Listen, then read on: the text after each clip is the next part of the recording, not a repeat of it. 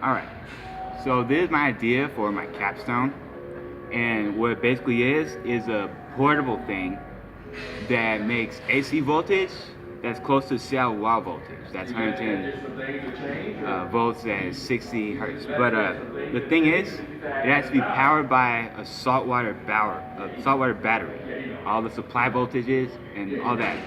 A DC saltwater battery. And that gets converted to AC power and stepped up. Now, the reason I want to do it like that is because saltwater is a very abundant thing that they have everywhere. So it's not a problem in developing countries, and it's cheap. And if you're on a ship out on the ocean, you know, it's available to you. And the way I plan to do it, focus on the diagram, is this is a block diagram. This is the saltwater battery, and but you know, since it's a natural device, that's just the raw power, all the raw power for it. But it has to get regulated to a certain amount of voltage. Like it might be like 10 volts and then 20 volt supply, but whatever. But it has to be flat, and then it goes into the AC DC. I mean the DC to AC converter. That's the hard part. More on that in a minute. And then it'll probably have to go up to a step-up transformer, and it doesn't matter really what happens here, but this has to be enough like Seattle wall voltage that if you plug something into it, it'll be like plugging into a wall.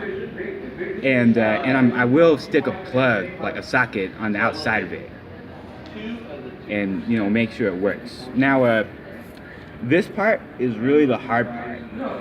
So I look for other people's ideas on it, and so I got this image off the internet, and this is some guy's design, and basically is, you know, I don't fully understand this, but it's got capacitors and diodes and transistors, stuff like that, and there's actually an MCU in the middle of it, and what that does is because it's really hard, apparently my research says, to make a sine wave out of flat voltage. It's very easy to do it the other way around, but it's very hard to convert DC to AC. You have to make square waves and make a bunch of them, and then just run them all at the same time to where it looks kind of like a sine wave, enough to fool a transformer. But if it's good enough to power a device, then it's good enough for me. Now, just to make sure I'm not plagiarizing, hover it over the bibliographic information. This is all the info you should need to find this information yourself. Just leave it there for a few seconds. Alright, that's enough to take a screenshot if you wanted to.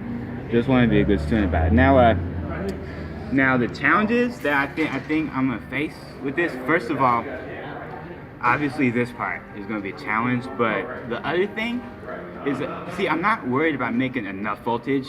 It's very easy to make a lot of voltage in your kitchen if you have pennies and nickels and salt water. But I'm worried about it lasting a long time, long enough to be worthwhile. Because usually like it spikes and then it slowly decays within the next couple hours. So the ones that I've made in my kitchen, that's what they do.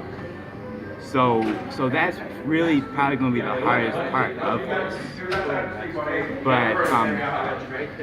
But you know, the last thing I want to emphasize, the last rule, it has to be freestanding. It has to be portable.